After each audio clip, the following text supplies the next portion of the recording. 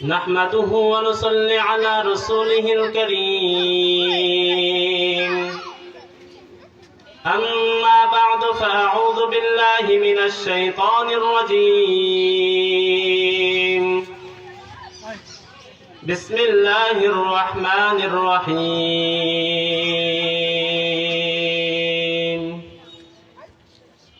كنتم خير أمة أخرجت للناس تأمرون بالمعروف وتنهون عن المنكر صدق الله المولانا العظيم وقال رسول الله صلى الله عليه وسلم من رأى منكم منكرا فليغيره بيده فإن لم يستطع فبلسانه وإن لم يستطع فبقلبه وذلك أضعف الإيمان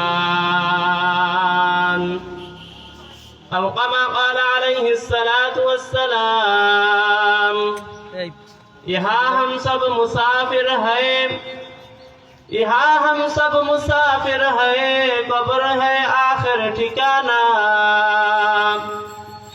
कोई आगे रवाना है कोई पीछे रवाना बलगुल उला बिकमालिही कशफत तुजा बिजमालिही हसनत जमीउ खिसालिही सल्लु अलैहि व आलिहि सल्लमु औ मुबल्लिग सदरुल आमीन मुस्तफा मादा इल्ला रहमतल लिल आलामीन আলহামদুলিল্লাহ মহান মুনিবের দরবারে অসংখ্য অগণিত শুকরিয়া জ্ঞাপন করছি যে রব্বে কারীম বিগত একটি বছর পর গত বছরের তুলনায় এবছরও আজকে আরামবাগ জামে মসজিদের মাহফিলে আমাকে আপনাকে আসার মতো বসার মতো সুযোগ করে দিলেন এজন্য আমরা সকলে অন্তরস্থল থেকে শুকরিয়া আদায় করি আলহামদুলিল্লাহ আল্লাহ পাক রব্বুল আলামিন বলেন যে বান্দা আমি আল্লাহর নিয়ামত পাইয়া নিয়ামতের শুকরিয়া আদায় করলো আমি আল্লাহ সুবহানাহু ওয়া তাআলা তার নিয়ামতকে আরো বৃদ্ধি করে দিই জোরে বলেন সুবহানাল্লাহ সুতরাং আমরা এখানে আসতে পেরেছি বসতে পেরেছি এটা যে আল্লাহ তাআলার কত বড় একটা নিয়ামত আমি আর আপনি ভাষায় বলে প্রকাশ করতে পারবো না এজন্য যখনই আমরা আল্লাহর নিয়ামত পাবো নিয়ামত পাওয়ার সঙ্গে সঙ্গে নিয়ামতের শুকরিয়া আদায় করতে হবে আজকে আমি পবিত্র কালামুল্লাহ শরীফ থেকে একখানা আয়াত কারিমা তেলাওয়াত করেছি এবং রাসূলুল্লাহ সাল্লাল্লাহু আলাইহি ওয়াসাল্লামের অসংখ্য অগণিত হাদিস থেকে একখানা হাদিস তেলাওয়াত করেছি তো উক্ত আয়াত এবং হাদিসের ভিত্তিতে সংক্ষিপ্ত আকারে সময় সংক্ষিপ্ত পরিসরে আলোচনা করার প্রয়াস করব ইনশাআল্লাহ তো আমি কালামুল্লাহ শরীফ থেকে যে আয়াত পড়েছি আল্লাহ পাক রব্বুল আলামিন উক্ত আয়াতের মধ্যে বলেন কুনতুম খায়রা উম্মাতিন উখরিজাত লিন-নাস তা'মুরুনা বিল মা'রুফি ওয়া তানহাউনা 'আনিল মুনকার কুনতুম খায়রা উম্মাতিন উখরিজাত লিন-নাস তোমরা হলে উত্তম জাতি মুসলমান জাতিকে আল্লাহ পাক রব্বুল আলামিন সম্বোধন করে বলতেছেন তোমরা দুনিয়ার মধ্যে যা কিছু আছে সব থেকে তোমরা হলে উত্তম জাতি কুনতুম খায়রা উম্মাতিন উখরিজাত লিন-নাস তোমরা হলে উত্তম জাতি উত্তম জাতি হওয়ার পরে আমাদের কাজ হবে আল্লাহ পাক রব্বুল আলামিন বলেন তা'মুরুনা বিল মা'রুফ তোমরা সৎ কাজের আদেশ করো ওয়া তানহাউনা আনিল মুনকার এবং অসৎ কাজ থেকে নিষেধ করো আমাদেরকে আল্লাহ পাক রব্বুল আলামিন উত্তম জাতি বলেছেন আমরা সারা দুনিয়ার যত সৃষ্টিজীব আছে যত যা কিছু আছে সব কিছুর মধ্যে আমরা হলাম উত্তম জাতি তখন আমরা উত্তম জাতি হওয়ার পরে আমাদের প্রধান কাজ হলো মানুষকে সৎ কাজের আদেশ করতে হবে এবং অসৎ কাজ থেকে নিষেধ করতে হবে এখন আমরা কিভাবে মানুষকে সৎ কাজের আদেশ দেব আল্লাহ রাসূল সাল্লাল্লাহু আলাইহি ওয়াসাল্লাম এই ধরার বুকে আসার পূর্বে হযরত ঈসা আলাইহিস সালাতু ওয়াস সালামকে যখন আসমানের জমিনে উঠাই নিয়ে গেলেন আসমান উঠাই নেওয়া হলো তো ঈসা আলাইহিস সালামকে উঠাই নেওয়ার পর থেকে আমাদের নবী আসার মাঝামাঝি একটা দীর্ঘ সময় কোনো নবী ছিল না কোনো ভালো কাজের প্রতি আহ্বান করনেওয়ালা ছিল না সৎ কাজের প্রতি ডাকনেওয়ালা ছিল না যার কারণে তখনকার মানুষ জানোয়ার রূপে পরিণত হয়েছিল, তারা মানুষ ছিল না, তারা হাইওয়ানের রূপ ধারণ করে ফেলেছিল। তো সেই ফিতনা ফাসাদের যুগ বলা হয়, কোরআন এবং হাদিসের ভাষায় তাদেরকে আইয়ামে জাহিলিয়াত বলা হয়। সেই আইয়ামে জাহিলিয়াতের যুগে আল্লাহ পাক রব্বুল আলামিন তাদেরকে হেদায়েত দেওয়ার জন্য, তাদেরকে সঠিক পথ দেখানোর জন্য দুনিয়ার জমিনে প্রেরণ করলেন আখিরে জামানার পয়গম্বর জনাব মুহাম্মদুর রাসূলুল্লাহ সাল্লাল্লাহু আলাইহি ওয়াসাল্লাম। নবী আরবি সাল্লাল্লাহু আলাইহি সাল্লাম দুনিয়ার জমিনে আসলেন। তিনার জন্মের শুরু থেকেই যত অন্যায় অপকর্ম ছিল, বলা হয় রোম এবং পারস্য তখনকার বড় শক্তিধর দুই রাষ্ট্র ছিল। তো রোমে অগ্নিকুণ্ডর পূজা চলতেছিল, অগ্নিকুণ্ড হাজার বছর ধরে তাদের অগ্নি প্রজ্বলিত ছিল। নবীর আগমন হওয়ার সঙ্গে সঙ্গে সেই হাজার বছরের অগ্নিকুণ্ড নিভে গেলেন। তোর বলেন সুবহানাল্লাহ। নবী আসছেন হকের ঝান্ডা নিয়ে। সুতরাং হকের ঝান্ডা নিয়ে যখন নবী দুনিয়ার জমিনে আসলেন, আসার সঙ্গে সঙ্গে সমস্ত অপকর্মগুলো আস্তে আস্তে সব বন্ধ হয়ে গেল। যে কাবার ঘর রাসূলের আগমনের আসার আগে মানুষ এরকম ভাবে পূজায় লিপ্ত হয়েছিল যে তারা যা কিছু পাইতো সব কিছুর পূজা করত। বাইতুল্লাহর ভিতরে 360টা মূর্তি তারা স্থাপন করে ফেলেছিল। রাসূলের আগমন হওয়ার পরে নবী করিম সাল্লাল্লাহু আলাইহি সাল্লাম দুনিয়ার জমিনে আসার পর থেকে সেই বাইতুল্লাহকে সব কিছু থেকে পাক সাফ করলেন। এজন্য আল্লাহ পাক রব্বুল আলামিন দুনিয়ার জমিনে মানুষকে হেদায়েতের পথ দেখানোর জন্য অসংখ্য নবী রাসূল প্রেরণ করেছেন। অসংখ্য নবী রাসূল দুনিয়ার জমিনে আগমন করেছে। নবীগণ আগমন করে মানুষদেরকে হেদায়েতের দিকে ডেকেছেন, মানুষদেরকে সৎ কাজের আদেশ করেছেন, অসৎ কাজ থেকে নিষেধ করেছেন। কোন নবী তার উম্মতকে সৎ কাজের আদেশ না করে ঘরে বসেছিলেন না। কোন নবী অসৎ কাজ থেকে নিষেধ করেন না, এরকম পাওয়া যায় না। বিভিন্ন নবীর সম্পর্কে বিভিন্ন রওয়ায়াত পাওয়া যায়। নবীরা তাদের উম্মতকে দাওয়াত দিতে গিয়ে বলা হয়েছে এরকম কষ্ট শিকার হয়েছে। হযরত ইউনূস আলাইহিস সালাতু ওয়াস সালাম মাছের পেটে যাইতে হয়েছে। হযরত যাকারিয়া আলাইহিস সালাতু ওয়াস সালামকে করার দ্বারা দ্বিখণ্ডিত করা হয়েছে সৎ কাজের আদেশ দেওয়ার জন্য, কালিমার দাওয়াত দেওয়ার জন্য। রাসূল আরবি সাল্লাল্লাহু আলাইহি সাল্লাম যে হাদিস বলেছে, হাদিসের ভিতরে আল্লাহ রাসূল সাল্লাল্লাহু আলাইহি সাল্লাম বলেন, মান রাআ মিনকুম মুনকারান ফালিয়ুগাইয়িরহু বিয়াদিহি فإن لم يستطع فبقلبه وإن لم يستطع فبلسانه فإن لم يستطع فبلسانه وإن لم يستطع فبقلبه وذلك أضعف الإيمان। আল্লাহ রাসূল সাল্লাল্লাহু আলাইহি ওয়াসাল্লাম হাদিসের ভিতরে বলেন, যখন তোমরা কোনো অন্যায় দেখবে, যখন দেখবে কোনো মানুষ খারাপ কাজ করতেছে, যখন দেখবে তোমরা দুনিয়ার জমিনে অন্যায়ের অপকর্ম চলতেছে, তখন সঙ্গে সঙ্গে তোমরা ওই অন্যায়কে হাত দ্বারা প্রতিহত করো। ফাইন লাম ইয়াস্তাতি ফাবিলিসানিহি, যখন তোমরা হাত দ্বারা প্রতিহত করতে ব্যর্থ হয়ে যাবে, যখন তোমাদের ক্ষমতা থাকবে না, তোমরা হাত দ্বারা প্রতিহত করতে পারবে না, তখন তোমরা মুখ দ্বারা সেই অন্যায়ের প্রতিবাদ করো। মুখ দ্বারা প্রতিবাদ করতে হবে। ওয়াইলাম ইয়াস্তাতি ফাবিকলবিহি, আর যখন এই মুখ দ্বারা প্রতিবাদ করা যাবে না, মুখ দ্বারা প্রতিবাদ করতে আমি অক্ষম হয়ে যাব, তখন কাজ হলো আমার ওই অন্যায়কে আমার কলব থেকে ঘৃণা করতে হবে। ওয়াযালিকা আদাফুল ঈমান, আর এই অন্তর দ্বারা ঘৃণা করা এটা হলো সর্বনিম্ন মানের ঈমান। কিন্তু বর্তমান সমাজ আমাদের এরকম হয়েছে, আমরা অন্যায়কে দেখলে আমরা উৎসাহ পাই, অন্যায়ের প্রতিবাদ করা তো দূরের কথা।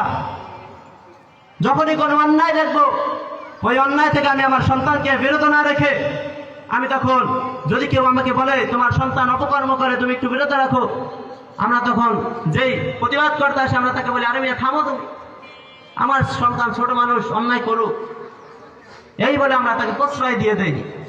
এই হলো আমাদের অবস্থা। অথচ আল্লাহ রাসূল সাল্লাল্লাহু আলাইহি ওয়াসাল্লাম বলেছেন, সন্তান যখন 7 বছরের হবে ওই সন্তানকে তোমরা নামাজের হুকুম করো, নামাজের আদেশ করো। যখন সন্তান 10 বছর হয়ে যাবে তখন ওই সন্তানকে তোমরা নামাজ না পড়ার জন্য প্রহার করো। সন্তানকে প্রহার করতে বলা হয়েছে 10 বছরের সন্তানকে, কিন্তু এখন 15-20 বছরের ছেলের বয়স হয়ে যায়, ছেলে ঘুমাই রয়েছে, ফজরের সময় ডাকি না, কি বলে ডাকি না যে একটু ছোট মানুষ ঘুমাক, আমি আর আপনি তাকে ঘুম পাড়াই দিলাম না, আমি আর আপনি তাকে জাহান্নামে যাওয়ার জন্য পথ সহজ করে দিলাম। যখন ওই 10 বছর থেকে আমি নামাজ আদেশ করলাম না, নামাজ পড়াইলাম না, যখন 20 বছর বয়স আমি এই কথা বলতেছি, ওই 10 বছর থেকে এই 20 বছর পর্যন্ত আমি তাকে জাহান্নামে যাওয়ার জন্য পথটাকে খুলে দিলাম। সেই 10 বছর দেখে আসতে যাক, পরবর্তীতে সারা জীবন তাই করে যাবে। বর্তমান সমাজে তাই হচ্ছে। আমার সন্তান গান বাজনায় গিয়ে মগ্ন হচ্ছে, খেল তামাশা মগ্ন হচ্ছে, হ্যাপি নিউ ইয়ার পালন করতেছে। আমরা যারা অভিভাবক আছে আমরা তাকে বাধা দিতেছি না, তাকে বাধা দেই না। কেন বাধা দেই না? এখন ছোট মানুষ এখন করুক, যখন বুঝবান হবে তখন করবে না। সন্তানের বয়স 20 বছর 30 বছর হয়ে যাইতেছে, এখনো যদি ও ছোট হয় তাহলে আর কবে বালেগ হবে, আর কবে বড় হবে? অথচ আল্লাহ রাসূল সাল্লাল্লাহু আলাইহি ওয়াসাল্লাম 10 বছরের সন্তানকে নামাজ আদায় করতে বলেছেন এবং সৎ কাজ করতে বলছেন। যখন সন্তান 10 বছরের হয়ে যাবে তখন তোমরা তাকে পিতা মাতা থেকে আলাদা বিছনা করে দাও, তাকে আলাদা ঘুম পাড়াও, তাকে আলাদাভাবে সবকিছু পালন করার আদেশ করো তোমরা। অথচ আমরা সেটা করি না। আমরা তাকে উন্মুক্ত ছেড়ে দিয়েছি। যখন তোমার বিবাহ শাদী হবে তখন তুমি তোমার নামাজ পড়বা, তুমি সবকিছু করবা।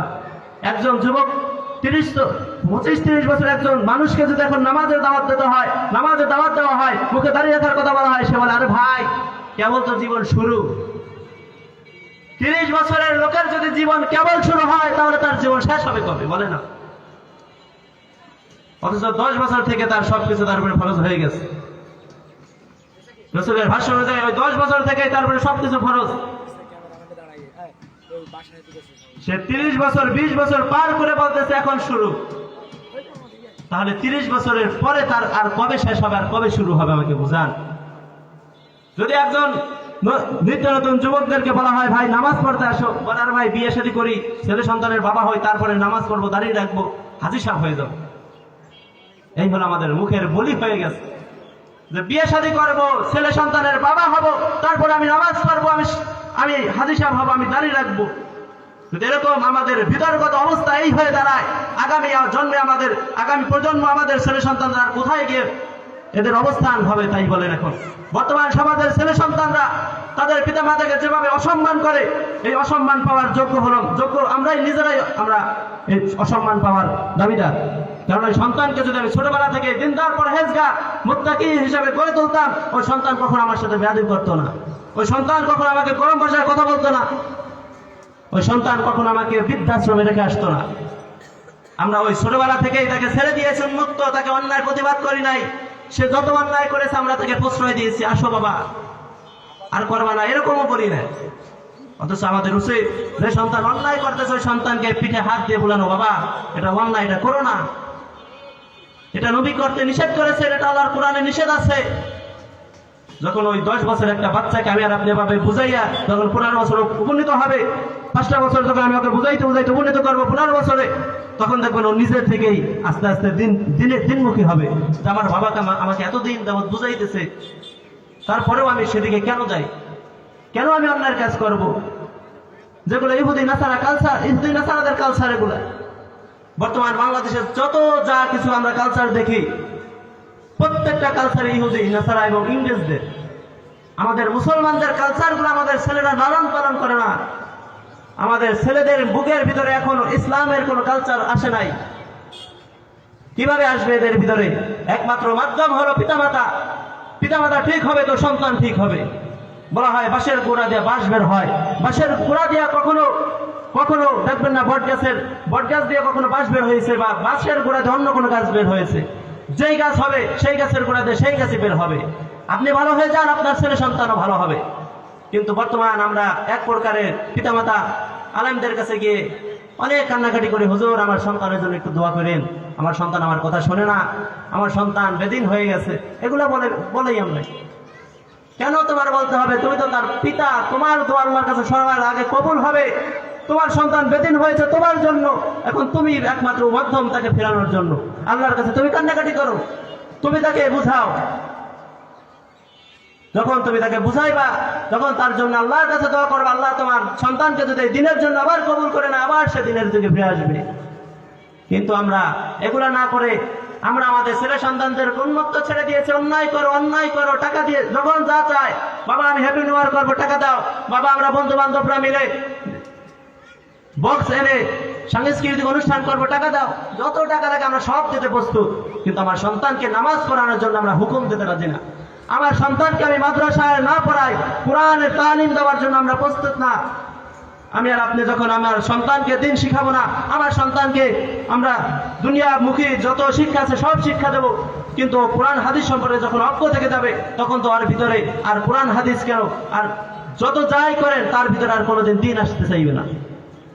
একটা মানুষকে, একটা সন্তানকে ছোটবেলা থেকে যেভাবে গড়ে উঠানো হবে, সেভাবে গড়ে তোলা হবে, সে বড় হইলে তাই হবে। ছোটবেলা থেকে আলহামদুলিল্লাহ একেবারে যখন ছোট, আমি যখন কিরাতখানায় পড়তাম তখন থেকে আমার এলাকার মসজিদে ইমাম সাহেব না থাকলে আমাকে দিয়ে নামাজ পড়াইতেন। আমার পিছনে নামাজ কিন্তু তাদের পড়লে হবে না, তারপরেও তারা আমাকে দিয়ে নামাজ পড়াইতেন, যে বাবা তুমি নামাজ পড়াও। খুব আগ্রহ নিয়ে মসজিদে যাইতাম, খুব আগ্রহ নিয়ে মসজিদে যে আজান দিতাম। আমাদের এলাকায় তখনকার অনেক আগের কথা, প্রায় 2012-13 কথা, 12-13 বা 14 কথা। ওই সময় আমাদের এলাকায় কারেন্ট যায় নাই, বিদ্যুৎ নাই। তো আমরা একদিন এশারের নামাজে মসজিদে গিয়ে আজান দিয়ে আমি আর আমার স্বাস্থ্য ভাই মসজিদের ভিতরে মোমবাতি জ্বালায় বসে রয়েছি, মুসল্লি আসতেছে না, খুব ভয়। মসজিদটা একটু স্কুলের ভিতরে একটা মসজিদ, একাকি জায়গায়। তো আমার স্বাস্থ্য ভাই ও আমার সাথে মাদ্রাসা একসাথে পড়ছে, 5 জামাত পর্যন্ত পড়ালেখা করছে। তো 5 জামাত পড়ার পরে ও ইটালি চলে গেছে, এখন বিদেশ করে। আল্লাহ পাক রব্বুল আলামিন দিনের জন্য কবুল করেন নাই, আমি অধমকে আল্লাহ কবুল করেছেন আলহামদুলিল্লাহ। তো আমরা দুই ভাই নামাজ পড়তে গিয়ে মসজিদে দুই সাইডে দুইজন গিয়ে ডাকতেছি যে নামাজের সময় হয়ে গেছে, আপনারা মসজিদে আসেন। দিনগুলো এখন খুব মনে পড়ে। তখন মসজিদে মাইক ছিল না, কারেন্ট ছিল না, মুখ দিয়ে ডাকতাম আমরা ওইভাবে যে আপনারা নামাজের দিকে আসেন, নামাজের সময় হয়ে গেছে। আর বর্তমান আমরা যদি কাউকে নামাজের জন্য একটু ডাকতে যাই, ওই সময় এভাবে আমরা টাকাটাই করতাম, কোনো প্রতিবাদ ছিল না, কেউ কিছু বলতো না। এখন যদি কেউ নামাজের জন্য কাউকে ডাকতে যায়, ভাই আসো নামাজ পড়তে আসো, একটা ধমক দেয়, তুমি নামাজ পড়ো, তোমার নামাজ তোমার কাছে লাগবে, আমার নামাজ আমার, আমি হিসাব দেবো আল্লাহ। এ হলো আমাদের বর্তমান সমাজের মানুষের কালচার হয়ে গেছে, ন্যাচারাল। এজন্যে আল্লাহ পাক রব্বুল আলামিন আমাদের সকলকে সহিহ বুঝ দান করুক। আল্লাহ রাসূল বলছেন যে তোমরা যখনই কোনো অন্যায় দেখবে, অন্যায়ের প্রতিবাদ করো হাত দ্বারা। তো কিভাবে হাত দ্বারা প্রতিবাদ করব?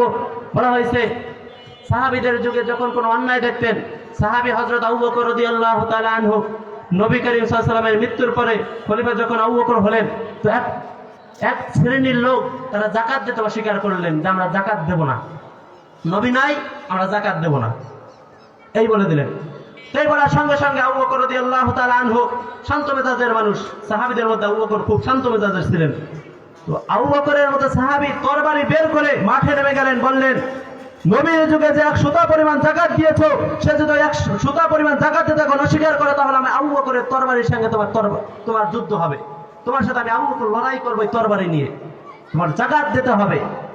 যাকাত ইসলামের ফরজ বিধান, সুতরাং এই ফরজকে কেউ অস্বীকার করলে সে ঈমান হারা হয়ে যাবে, কাফের হয়ে যাবে। সুতরাং নবীর যুগে তারা যে পরিমাণ যাকাত দিয়েছো এখন সে পরিমাণে যাকাত দিতে হবে। এ ছিলেন আবু বকর। এরপরে ওমর রাদিয়াল্লাহু তাআলা আনহু, এর যুগে সব থেকে বেশি মুসলমানরা বিজয় হয়েছে, বেশি রাষ্ট্র দখল করেছে, মুসলমান ইসলাম বিজয় হয়েছে বেশি। এভাবে সাহাবায়ে কেরামের যুগে অন্যায় প্রতিবাদ করে আসছে। এর পরবর্তী আমাদের আকাবিরদের দিকেও যদি আমরা তাকাই, আমাদের আকাবির যারা ছিলেন, ভারতের মুজাদ্দিদ আল ফিসানি রহমাতুল্লাহ আলাইহি, শাইখুল হিন্দ মাহমুদ হাসান দেওবন্দি রহমাতুল্লাহ আলাইহি, হুসাইন আহমদ মাদানী রহমাতুল্লাহ আলাইহি, এদের ধারাবাহিকতায় বাংলার জমিনে হাটাজারির আমাদের শেখ আহমদ শফি রহমাতুল্লাহ আলাইহি, জুনায়েদ বাবুনগরী রহমাতুল্লাহ আলাইহি কখনো অন্যায়ের সাথে আপোষ করেন নাই। বাংলার জমিনে যখন কাদিয়ানী মতবাদ বাস্তবায়ন করার জন্য তারা প্রচুর পরিমাণে কাজ চালাইছিলেন, তখন আহমদ শফি রহমাতুল্লাহ আলাইহি এবং জুনায়েদ বাবুনগরী রহমাতুল্লাহ আলাইহি এর আহ্বানে সারা দেশব্যাপী একটা বিক্ষোভ সমাবেশ হয়েছিল, আন্দোলন হয়েছিল তাদের প্রতিহত করার জন্য, কাদিয়ানীদেরকে রুখে দেওয়ার জন্য। কাদিয়ানীরা এরকম একটা জাতি, বলা হয়েছে এরা নামে মুসলমান, যে আমরা মুসলমান এই পরিচয় দিয়ে এরা বসবাস করে সমাজে। মুনাফিকরা যেরকম সাহাবীদের যুগে মুসলমানদের সাথে ঘোরাফেরা করতে একসাথে চলতো মুনাফিকরা, কিন্তু তারা মুনাফিক ছিলেন, মুনাফিকদের শাস্তি কঠিন শাস্তি। তো কাদিয়ানীরা তাদের মতো একটা গোত্র, এরা মুসলমান নামে আমাদের সাথে চলাফেরা করবে, আপনার ইমানকে তারা হরণ করে নিয়ে যাবে, আমি আর আপনি টের পাবো না, আমি আর আপনি বুঝতে পারবো না। এই সমস্ত যে ফিতনাগুলো আমাদের ভিতর বসবাস করতেছে, এদের প্রতিবাদ করার দরকার, এদেরকে রুখে দেওয়ার দরকার আমাদের। আমি আর আপনি যদি রুখে না দেই, আমাকে আপনাকে তারা কিনে নিয়ে যাবে এক সময়, আমি তাদের পক্ষে কাজ করব। এজন্য এখন থেকে আমাদের সতর্ক হওয়া দরকার। গত বছর, এই বছরের শুরুতে আমাদের মধুপুরের বিশ্ব দামাত বরকাতুল্লাহ আলিয়ার ডাকে আমরা সাড়া দিয়েছিলাম। কাদিয়ানীদেরকে রুখে দেওয়ার জন্য রাষ্ট্রীয়ভাবে কাফের ঘোষণার দাবিতে তারা কিন্তু বিশাল বিক্ষোভ সমাবেশ করেছিল। কাদিয়ানীরা কাফের, এই কথা যে স্বীকার করবে না সেও কাফের। আমরা মুসলিম জাতি, সুতরাং মুসলমানদের ঈমান নিয়ে যদি কেউ ছিনিমিনি খেলতে চায়, সেটাকে আমরা কখনো বরদাস্ত করব না। অন্যায়ের প্রতিবাদ যদি করতে হয়, নিজেদের তাজা রক্ত ঢেলে দিয়ে অন্যায়ের প্রতিবাদ করতে আমরা প্রস্তুত থাকবো সবসময়। এ সমস্ত জাতিদেরকে, এ সমস্ত গোত্রদেরকে আমাদেরকে রুখে দিতে হবে। আমার আপনার ঈমানকে এরা হরণ করে নিয়ে চলে যাবে। আমার আপনার ঈমান এভাবে হরণ করবে, আমাদের সন্তানদেরকে এরা এভাবে কিনে নিয়ে যাবে যে আমার আপনার সন্তান ভবিষ্যতে আর কোনোদিন কালিমা পড়নেওয়ালা হবে না। এজন্য এখন থেকে আমাদের সতর্ক হওয়া, সোচ্চার হওয়া দরকার। এ সমস্ত যত অন্যায় আমাদের দেশে প্রচলিত রয়েছে, যত অন্যায় আমাদের ভিতরে এখন বাস্তবায়িত হচ্ছে, এ সমস্ত অন্যায়কে আমাদের প্রতিহত করতে হবে, আমাদেরকে রুখে দিতে হবে। হ্যাপি নিউ ইয়ার করে, ইসলাম এটাকে সমর্থন করে না, এটা অন্যায়, এটার প্রতিবাদ আমাকে আপনাকে করতে হবে। আপনার সন্তান হ্যাপি নিউ ইয়ার করতেছে, আপনি নিষেধ না করলে সম্পূর্ণ গুনাহগার আপনিও হবেন। আপনার সন্তান যে গুনাহগার হবে, তার সমপরিমাণ গুনাহগার আপনি হবেন। কারণ আপনার সন্তানকে আপনি চাইলে ফেরত আনতে পারেন, আপনি চাইলে তাকে ফিরে রাখতে পারেন। এরকম ভাবে বাংলা নববর্ষ পালন করা হয়। সাধারণ যে কোনো অনুষ্ঠানে, একটা বিবাহের অনুষ্ঠানেও বর্তমান ইহুদি নাসারাদের কালচার ঢুকে গেছে, বক্স না বাজালে বিয়ে হয় না। বক্স লাগবে, বিবাহ শাদীতে বক্স লাগবে, ঠিক কিনা? একটা ছেলের মুসলমানি দিয়েছে, সুন্নাতে খাতনা করাইছে, সেখানেও বক্স লাগবে। সন্তানের আকিকা, সেখানেও বক্স লাগবে। কেন বক্স লাগবে? এগুলো আমরা সুন্নাত তরিকা পালন করতে পারি না। সুন্নাত তরিকা নাই এগুলা। প্রত্যেকটা জিনিসের নবীজি বাতলে দেওয়া সুন্নাত রয়েছে, যেগুলা সুন্নাত নবীজি বলে দিয়ে গেছেন, সেগুলোর ভিতরে কেন আমরা ইহুদি নাসারাদের কালচার আমরা বাস্তবায়ন করব? বলেন। যে সমস্ত জায়গায় নবীর সুন্নাত নাই, যে সমস্ত জায়গায় আল্লাহর কোরআন থেকে সরাসরি হুকুম নাই, সে সমস্ত জায়গায়ও সাহাবায়ে কেরাম ইজমা করে, কিয়াস করে আমাদেরকে বলে দিয়ে গেছেন, এগুলো করো তোমরা। আমাদের রাস্তা এরকম ভাবে সহজ করে দিয়ে যাওয়ার পরেও যদি আমি আর আপনি না বুঝতে পারি, আমি আর আপনি অন্যায় কোনটা আর ভালো কাজ কোনটা এটা না বুঝি, তাহলে সম্পূর্ণ ব্যর্থতা আমাদের। বর্তমান অনলাইনের যুগ, আমরা অনলাইনে সব কিছু জানতে পারি, আমরা ঘরে বসে সবকিছু শিখতে পারি, কিন্তু তারপরেও আমাদের প্রধান করণীয় হলো আমাদের মসজিদের ইমামের কাছে গিয়ে ইলমে দ্বীন শিক্ষা করা, ইমামের কাছে গিয়ে সঠিক দ্বীন সম্পর্কে জানা। অনলাইনে বিভিন্ন ধরনের ফিতনা, আহলে হাদিসের একজন এক কথা বলতেছে, মওদুদীবাদের একজন এক কথা বলতেছে, কাদিয়ানীদের একজন এক কথা বলতেছে, আহলে সুন্নাত ওয়াল জামাতের একজন এক কথা বলতেছে। 4-5 জনের কথা যখন আমি শুনবো, আমি নিজেই পরীক্ষিত, আমার কাছে একজন এসে বলতেছে, ভাই কোন হুজুরের কথা আমরা মানবো? আমার কাছে এসে বলতেছে। তখন আমি বললাম, কোন হুজুরের কথা আপনি মানবেন? আপনি আপনার মসজিদের ইমামের কথা মানেন। আপনার মসজিদের ইমাম যে কথা বলে আগে সেগুলো আপনি শোনেন। আপনার মসজিদের ইমাম আপনাকে যে হুজুরের কথা বলবে, আপনি সেই হুজুরের কথা মানেন। কারণ আপনার সব দিক থেকে আপনার সর্বোপরি মুরব্বী হলেন, আপনার অভিভাবক হলেন ওই ইমাম। একজন ইমাম হলেন আপনার মুরব্বী, একজন অভিভাবক। এজন্যে মোবাইলে কোন হুজুর কি কথা বললো, ওগুলো আমরা দলিল না দিয়ে আমার মসজিদের ইমামের সাথে আমরা পরামর্শ করি, ইমামের সাথে আমরা বসি, ইমাম সাহেব থেকে আমরা ইলমে দ্বীন শিক্ষা করি। দেখবেন আপনারা উপকারী হতে পারবেন, লস হবেন আপনাদের। কোনটা অন্যায়, কোনটা ভালো কাজ, সবকিছু আপনারা জানতে পারবেন আস্তে আস্তে। কিন্তু একটা সমস্যা হয়ে দাঁড়িয়েছে, আমাদের যাদের দাড়ি পেকে গেছে, আমাদের ইমাম সাহেবের কাছে এখন শিখতে গেলে লজ্জা করে, তাই না? দেখুন আমি কিভাবে কোরআন নিয়ে, আমপারা নিয়ে বসবো, কিভাবে কায়দা নিয়ে বসবো। আরে ভাই, ইলমে দ্বীন শিক্ষা করার জন্য কোনো লজ্জার কিছু নাই। সাহাবায়ে কেরাম যারা মুরব্বী অবস্থায় মুসলমান হয়েছিলেন, দীর্ঘ বয়সী যারা, যে সমস্ত সাহাবায়ে কেরাম মুসলমান হয়েছিলেন, তারা তো দিনরাত 24 ঘন্টা নবীর দরবারে পড়ে থাকতেন। সাহাবী হযরত আবু হুরায়রা রাদিয়াল্লাহু তাআলা আনহুর ব্যাপারে এরকম আছে, আবু হুরায়রা কোনো কিছু সারাদিনে না খেয়ে সর্বদা আসামে সুফায় পড়ে থাকতেন। মনে হয় তার ক্ষুধার যন্ত্রণায় মৃগী রোগ হলে যেরকম শরীরে কাঁপন সৃষ্টি হয়, মৃগী রোগ হলে যেরকম হয় ওরকম হয়ে যেত মাঝে মাঝে। তো সাহাবায়ে কেরাম তার মুখের কাছে স্যান্ডেল দিতেন, পিছনে নিয়ে শুকাইতেন, মনে হয়েছে মৃগী রোগ হয়েছে এরকম মনে করতেন। তো ওই হুরায়রার যখন আবু হুরায়রা রাদিয়াল্লাহু তাআলা আনহু যখন হুঁশ আসতেন তখন বলতেন, তোমরা কি মনে করেছো আমার মৃগী রোগ হয়েছে? না না, আমার মৃগী রোগ হয় নাই, আমি আবু হুরায়রা ক্ষুধার যন্ত্রণা এরকম কাতর হয়েছিলাম। বলে তুমি কেন এখান থেকে নড়চড়ো না? আবু হুরায়রা রাদিয়াল্লাহু তাআলা আনহু বলতেছিলেন, আমি এই জন্য নড়ি না, এখান থেকে যদি আমি একটু এদিক সেদিক সরে যাই আর ওই সময় যদি আমার নবী একটা কথা বলে ফেলে ওই কথাটাকে আমি মিস করে ফেলবো, ওই কথাটাকে আমি আর শুনতে পারবো না। আমি চাই নবীর শেষ নিঃশ্বাস ত্যাগ করার আগ পর্যন্ত যা কিছু বলবে আমি নিজে সম্পূর্ণ কান দিয়ে এবং সব কিছু আমি নিজে শুনবো। সাহাবায়ে কেরামের মধ্যে আবু হুরায়রার হাদিস সব থেকে বেশি বর্ণিত। আবু হুরায়রার হাদিস সংখ্যা বেশি। কেন বেশি? সে চেষ্টা মুজাহাদা করেছে। আমাদের তো এত মুজাহাদা করার দরকার হয় না। আমরা দিনের ভিতর যদি 1টা ঘন্টা হুজুরের কাছে গিয়ে বসে ইলমে দ্বীন সম্পর্কে জানার জন্যে, তাহলেই আমাদের অনেক কিছু শেখা সম্ভব। কিন্তু আমরা সেই 1টা ঘন্টাও দিতে চাই না। আমরা দুনিয়ার জন্য সব কিছু করার জন্য প্রস্তুত, দুনিয়ার জন্য আমরা সারা জীবন দিয়ে দিতে প্রস্তুত। কিন্তু আমি এতটুকু লক্ষ্য করি না যে আমি সারাটা জীবন দুনিয়াকে দিয়ে দিলাম, আমার 60 বছর 70 বছর জীবন, দুনিয়া আমাকে কি দিল? কেউ বলতে পারবেন এখানে আপনারা সকলে দাড়ি পাকা যে আপনি এই যে 50 বছর 60 বছর যার যাই হয়েছে দুনিয়া আপনাকে কিছু দিয়েছে? যখন 2টা চক্ষু বন্ধ করে কবরের পথে যাবেন আপনি কি নিয়ে যাবেন বলেন? অনেকের তো অনেক টাকা পয়সা আছে, টাকা পয়সা যাবে আপনার সাথে, বাড়িঘর যাবে, ছেলে সন্তান যাবে, তো কি যাবে আপনার সাথে?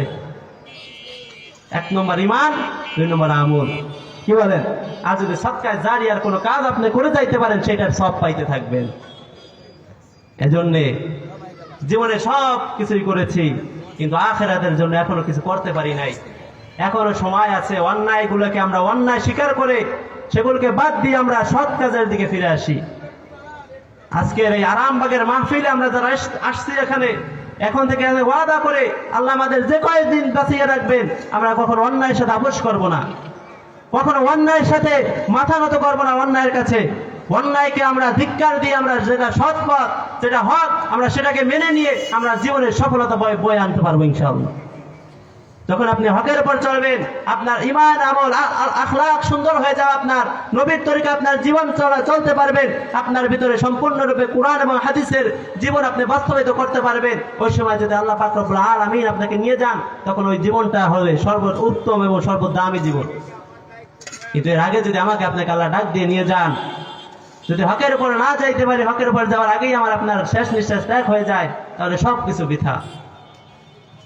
যাই কিছু করেন, আপনার ঢাকার শহরে 10টা 5টা বাড়িঘর আছে, আপনার সারা কয়েকটা মার্কেট আছে, আপনার সন্তানরা বিভিন্ন ব্যারিস্টার হোক, সেনাবাহিনী হোক, উকিল হোক, যা কিছু হোক, কিছুই আপনার সাথে যাবে না।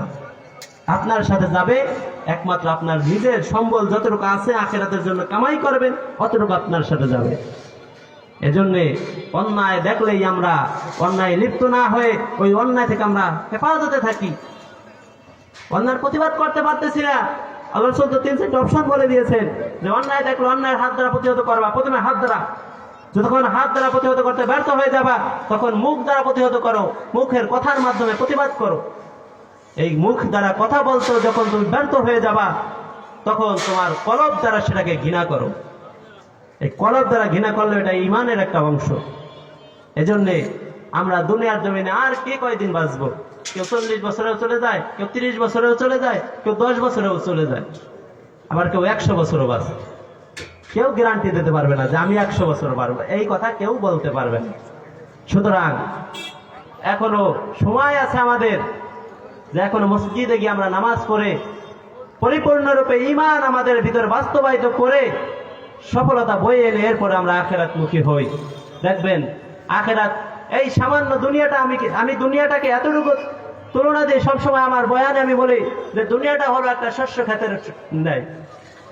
কৃষক যখন শস্য ক্ষেতে ফসল বপনের জন্য বীজ বপন করে আসে, যখন ওই বীজটা উপযুক্ত হয়ে যায়, পেকে যায়, আবার কেটে সে বাড়িতে নিয়ে আসে, ক্ষেতটা ফাঁকা হয়ে যায়। কি বলেন? কত ফসল হয়, ক্ষেত ভরে যায়, কিন্তু যখন কেটে নিয়ে আসে সম্পূর্ণ ক্ষেত খালি। তো দুনিয়াটা সেরকম। আমাদেরকে আল্লাহ পাক রব্বুল আলামিন একটা সময়সীমা দিয়ে দুনিয়ার জীবনে প্রেরণ করেছেন। দুনিয়ার জীবনে হাজার হাজার কোটি কোটি মানুষ এখন আমরা দেখতে পাচ্ছি। একটা সময় আসবে কিছুই থাকবে না, সব সাদা মরুভূমি হয়ে যাবে। ওই মরুভূমি যখন হবে ওইটাই হলো আমাদের মূল জীবন। ওই মরুভূমিতে থাকার জন্য আমাদের সম্বল নিয়ে যেতে হবে। কি বলেন? আখেরাতের জন্য আমাদের সামানা নিয়ে যেতে হবে, যে আখেরাত আমাদের আর শেষ হবে না। বলা হয়েছে আখেরাতের যুগ এরকম হবে যে শুরু হবে তো আর শেষ হবে না, ভিতরটা অনীহা চলে আসবে, একটা দিন পার হবে না। একটা দিন হবে দুনিয়ার জীবনে 100 দিনের 1000 দিনের সমান একটা দিন হবে, এত বড়। তো এই দুনিয়ার জমিনে আমি 50-60 বছর বেঁচে এই আখেরাতের জন্য যদি কিছু না নিয়ে যাই, কবর থেকেই আমার শুরু হয়ে যাবে আযাব। কবর থেকে কি যদি কেউ দুনিয়ামুখী হয়ে মারা যায়, দুনিয়ার লোভ লালসা নিয়ে কেউ নিজের জীবনকে গঠন করে, আপনারাই দেখেন বর্তমান সমাজে যত কোটিপতি আছে, কোটিপতি বলেন যত যা কিছুই বলেন, তারা নামাজ কালাম কিছুই পড়ে না। এরকম যারাই আছে যে নামাজ কালাম ঈমান আমল কিছুই নাই তার ভিতরে, এই জাতীয় যারা আছে তাদেরকে দুনিয়া থেকেই আযাব শুরু হয়ে যায়।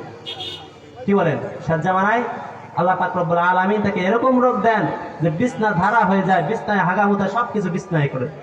এটা সব থেকে দুঃখজনক মৃত্যু হলো তারা বিছনায় হাগামুতা করে দেয়। এজন্য আল্লাহর কাছে কান্নাকাটি করতে হবে, আল্লাহ জীবন থাকতে এরকম জীবন দাও যেই জীবন তোমার কাছে সবচেয়ে দামি, এবং তোমার রসুলের মতো জীবন আমাদেরকে গঠন করার সুযোগ দাও। সেভাবে আমাদের জীবন বাস্তবায়িত করতে হবে। একজন নেককার, আপনারাই বলবেন, একজন নেককারের মৃত্যু কখনো দেখছেন যে সে বিছনাধারী হয়ে মৃত্যুবরণ করে? যে নেককার, পরহেজগার, মুত্তাকি, এরকম দেখছেন? আমাদের নবীর কথাই বলেন, আমাদের নবীকে এরকম হয়েছে যে নবীজি বিছনায় নড়তে চড়তে এরকম অবস্থায় মারা গেছে? সে 14 দিন অসুস্থ ছিলেন। তো 14 দিনের ভিতরেও সে জামাতে এসে নামাজ পড়তেন, সাহাবীদের ঘরে এসে হাত দিয়ে জামাতে নামাজ পড়তেন, এরকম শক্তি তার ছিল। তারপরে সাহাবীদের যুগে আসেন, সাহাবায়ে কেরামের সে একই অবস্থা। আমাদের আকাবির, যে সমস্ত আকাবির আসলাফ আমরা যাদেরকে দেখতে পাচ্ছি, তাদের মৃত্যুর অবস্থা দেখেন আপনারা, তাদের একই অবস্থা, হঠাৎ অসুস্থ হয়ে পড়ছে, হঠাৎ মারা। এই হলো একজন নেককারের মৃত্যু। এজন্য আমাদের নেককার হতে হবে।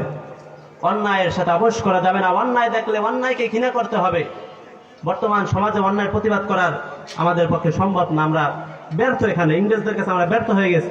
তো এখন আমাদের একমাত্র মাধ্যম হলো আমাদের অন্তর থেকে সেটাকে ঘৃণা করতে হবে। আর যদি সম্ভব হয় মুখ দ্বারা প্রতিহত করবো ইনশাআল্লাহ।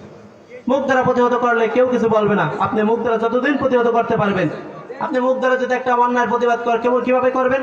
একটা মানুষ অন্যায় করছে, আপনি দেখতেছেন, ওই অন্যায়ের প্রতিবাদ হলো ওই লোকের সাথে আপনার সম্পর্ক ছিন্ন করে আপনার তার আশপাশে যারাই তাদের সাথে জড়িত আছে তাদেরকে বোঝানো, ভাই এটা অন্যায়, এ থেকে বিরত থাকেন। এটা হলো অন্যায়ের প্রতিবাদ করার একটা মাধ্যম। এটা তো আমরা করতে সক্ষম। তো মুখ দ্বারা এবং অন্তর, এই দুইটা আমরা সক্ষম আছি এখনো। এই দুইটা দ্বারা আমাদের অন্যায় দেখলে অন্যায়ের প্রতিবাদ করতে হবে। একজন মানুষ নামাজ পড়ে না, আমরা মসজিদে 10 জন মানুষ নামাজ পড়ে, 10 জন গিয়ে ওই একজনকে জোর করে আনা সম্ভব? যদি 10 জন মানুষ গিয়ে যায়, ভাই আসো নামাজ পড়তে তোমার যেতেই হবে, এটা এখনো সম্ভব। কিন্তু একটা যুগ আসবে যে কেউ নামাজ না পড়লে, তাকে যদি কেউ নামাজের কথা বললে সে মাইর খাবে, এরকম একটা সময় আসবে। তো আল্লাহর কাছে হেফাজতের দোয়া চাই যে আল্লাহ ওই যুগ আসার আগে তুমি আমাদেরকে সকলকে পরিপূর্ণভাবে ঈমানদার হিসেবে কবুল করে নিও। আমরা সকলে যেন 5 ওয়াক্ত নামাজ মসজিদে গিয়ে জামাতের সঙ্গে আদায় করতে পারি এবং নবীর সুন্নাত তরিকায় জীবন পরিচালনা করতে পারি, সেই তৌফিক আমাদের সকলকে দান করো। এবং আমাদের সন্তান যারা আছে, পাশেই আরামবাগের সাথেই মাদ্রাসা রয়েছে, কোট মসজিদ মাদ্রাসা রয়েছে, এখন শহরে প্রায় মাদ্রাসা, কিন্তু আমরা চাই না আমাদের সন্তানকে দিনদার পরহেজগার মুত্তাকি বানাইতে। এজন্য আমরা মাদ্রাসায় দিতে চাই না। অনুরোধ থাকবে, সন্তানকে আপনি আপনার 5টা সন্তান, একটা সন্তানকে আপনি মাদ্রাসায় পড়ান, আপনার ফায়দা হবে ইনশাআল্লাহ। আপনি যখন মারা যাবেন, আপনার কবরের পাশে গিয়ে ওই 4 সন্তান কিছুই করবে না, কিন্তু ওই যে সন্তানটা মাদ্রাসায় পড়ে, যে সন্তানকে আপনি আলেম বানাই দিয়ে যাবেন, ওই সন্তান নিয়মিত যায় কবরের পাশে কান্না করবে, নিয়মিত আল্লাহর কাছে তাহাজ্জুদে কান্না করবে, 5 ওয়াক্ত নামাজে পড়ে কান্না করবে, যেটা আপনার ফায়দাজনক হবে, আপনার কাজে লাগবে। 5টা সন্তান হলে একটা সন্তানকে মাদ্রাসায় পড়ান, অনুরোধ। একটা সন্তানকে কোরআনের হাফেজ বানান, কোরআনের আলেম বানান। একজন সন্তান যদি আপনার আলেম হয়, আপনার যে কি সম্মান, কোটি কোটি টাকা দিয়ে ওই সম্মান কেউ কিনতে পারবে না। কোটি কোটি টাকা দিয়েও কেউ সম্মান কিনতে পারবে না। হয় যারা হাজার হাজার কোটি টাকার মালিক, তাদের পিছনে হাজার হাজার মানুষ ঘোরে ঠিক, কিন্তু তাদেরকে সম্মান কেউ করে না। অগোচরে গিয়ে দেখেন তাদের পিছনে তারা কি বলে। এমপি হোক, ব্যারিস্টার হোক, চেয়ারম্যান হোক, যাই হোক, প্রধানমন্ত্রী হোক, তার সাথে যারা থাকে তার সামনে সবাই ভালো সুনাম করতেছে, কিন্তু তাদের অগোচরে গিয়ে খবর নেন যে তার সাথে যারা ঘোরে তারা কি বলে বেড়ায়। এজন্য সম্মান টাকা দিয়ে কেনা যায় না। টাকা দিয়ে হ্যাঁ সঙ্গ কেনা যায়, টাকা দিয়ে সঙ্গ মানুষ কেনা যায় যে আমার সঙ্গ থাকবে তারা, কিন্তু সম্মান আল্লাহর দেওয়া যে সম্মান, এটা কেউ টাকা দিয়ে কেউ কোনোদিন কিনতে পারে নাই। এজন্য সন্তানকে আলেম বানান, ইনশাআল্লাহ আল্লাহ আপনাকে সম্মানিত করবেন। বলা হয়েছে একজন কোরআনের হাফেজ তার পিতামাতাকে কাল কিয়ামতের দিন নূরের টুপি পরায় আল্লাহ পাক রব্বুল আলামিন উঠাবেন, নূরের টুপি পরায় উঠাবেন। আর যে একজন কোরআনের আলেম সে তার দুই চোখ দিয়ে যত জনরে দেখতে পারবেন সকলকে জান্নাতে নিয়ে যাইতে পারবে, একটা গোত্রকে জান্নাতে নিয়ে যাবে। একজন আলেম মুত্তাকি পরহেজগার আলেম হতে হবে। এজন্য আল্লাহ পাক রব্বুল আলামিন আমাদের সকলকে হাফেজ এবং আলেমের বাবা হওয়ার তৌফিক দান করুক, এবং আমাদের সন্তান যারা দুনিয়ামুখী হয়ে গেছে তাদেরকে আখিরাতমুখী করার সুযোগ এখন আছে। আল্লাহ পাক রব্বুল আলামিন আমাদের সকল সন্তানদেরকে আখিরাতমুখী করে দিক। এবং বর্তমান সমাজের আমাদের যে সমস্ত